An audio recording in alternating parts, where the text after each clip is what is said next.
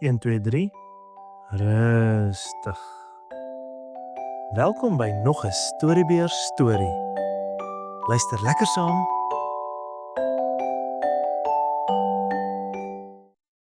Die herders reis na Bethlehem.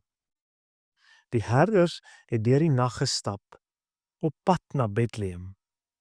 Hulle het met groot opgewondenheid gepraat oor wat die engel vir hulle gesê het.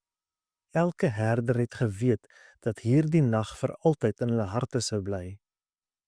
Hulle het stap vir stap gevorder, deur velde en oor klippe, en al het die pad lank gevoel, het hulle nie moeg geraak nie.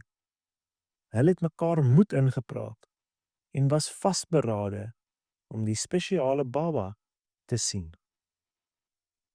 Kan julle dink dat die verlosser van die wêreld in 'n stal gebore is? Het een van die herders gevra.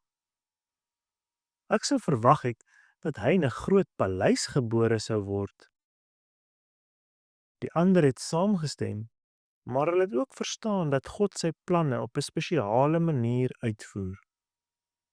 Hulle het gevoel dat hierdie verlosser vir almal sou wees. Nie net vir die ryk mense of belangrike leiers nie, maar ook vir gewone mense, soos hulle. Die nag was helder en stil, en hulle het gesien hoe 'n besondere ster bo Bethlehem skyn. Hulle het mekaar aangemoedig om vinniger te stap, want hulle wou nie 'n oomblik mis van hierdie wonderlike gebeurtenis nie.